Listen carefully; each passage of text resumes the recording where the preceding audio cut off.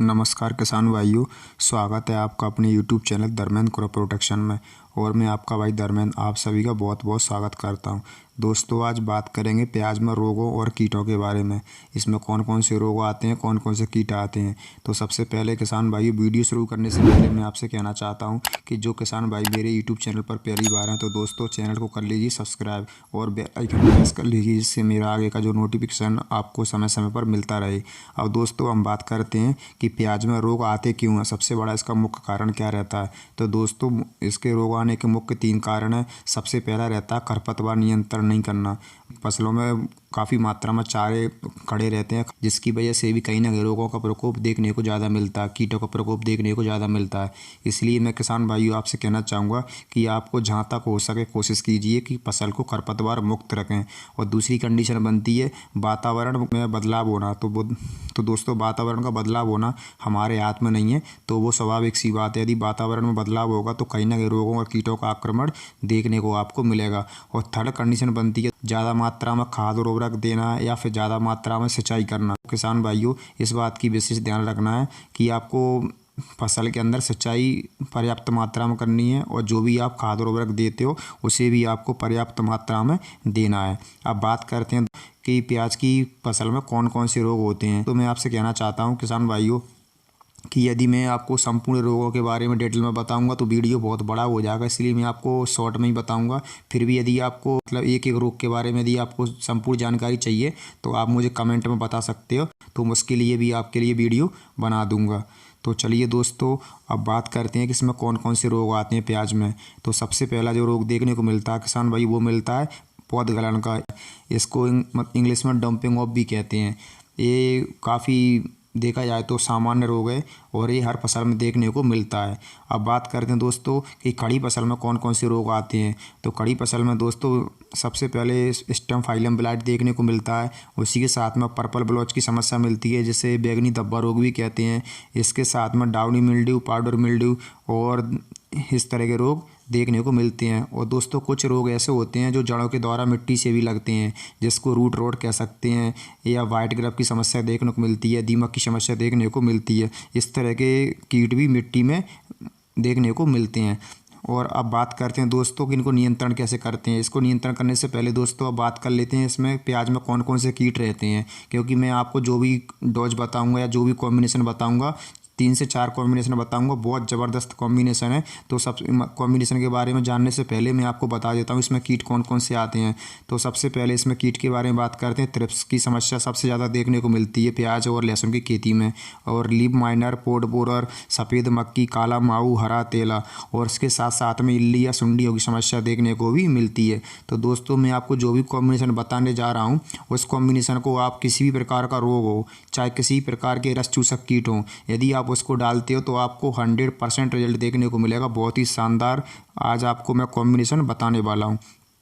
तो चलिए दोस्तों वीडियो को ज़्यादा लंबा ना करते हुए बात करते हैं और कि सबसे पहला जो कॉम्बिनेशन है वो कौन सा है। तो सबसे पहले किसान भाइयों आपको लेना है कैब्रियोटॉप 500 ग्राम, और उसके साथ में आपको पोलिस लेना है 80 ग्राम, और उसके साथ आपको स्टेप्टोसाइक्लिन लेना है 12 ग्राम, और सिलिकॉन चिपको लेनी है 50 ml। इन चारों टेक्निकल को मिला करके दोस्तों आपको प्रति एकड़ के हिसाब से छिड़काव करना है। दोस्तों मैं आपसे को बताना भूल गया, फिर से बता रहा हूँ कि मैं जो भी आपको डोज बता रहा हूँ वो प्रति एकड़ का है। आप उसे पंप के हिसाब से ना लें। आप चाहे बीघे में 4 पंप डालें या चाहे उसमें 5 पंप डालें, आपको मैं जो डोज बता रहा हूँ वो डोज एकड़ के हिसाब से है। आप उस डोज को एकड़ के हिसाब से इस्तेमाल करें। सेकेंड जो स्प्रे आता है उसके बारे में बात करते हैं दोस्तों। आपको कस्टोडिया लेना है 250 ml, करीना लेना है आपको 200 ml, स्टेप्टोसाइक्लिन लेना है आपको 12 ग्राम, ईशाबियोन PGR लेना है 250 ml, उसके साथ सिलिकॉन लेना है 50 ml।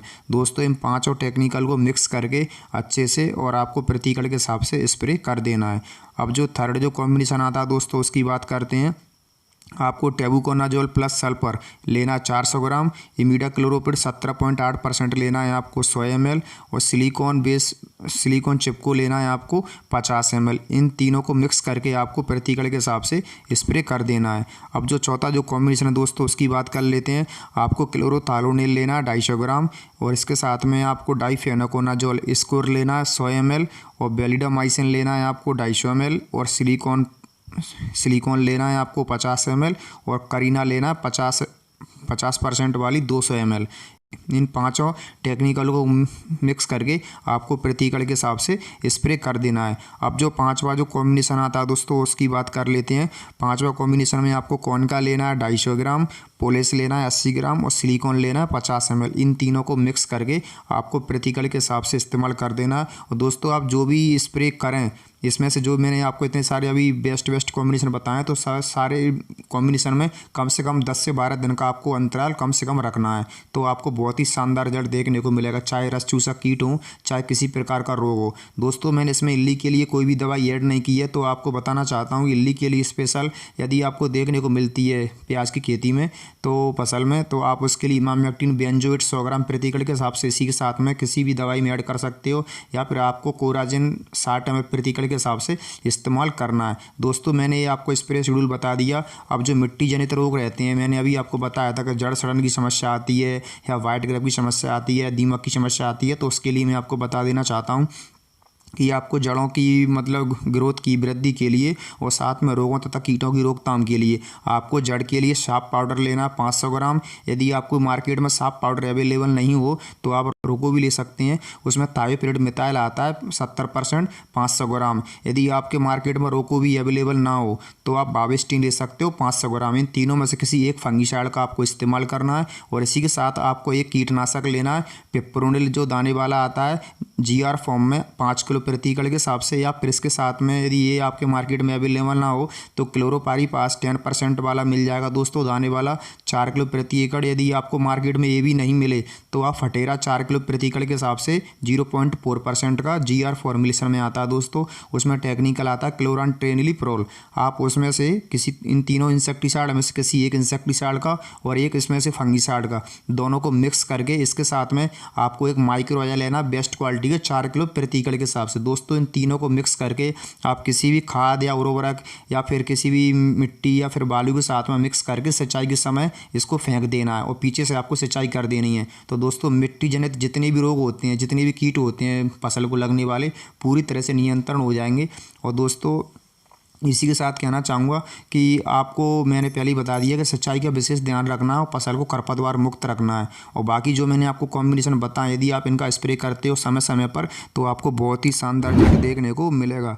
और दोस्तों इसी के साथ कहना चाहूँगा कि जो मेरे यूट्यूब चैनल पर पहली बार है तो दोस्तों चैनल को कर लीजिए सब्सक्राइब, और वीडियो यदि अच्छा लगा हो तो लाइक कीजिए, शेयर कीजिए।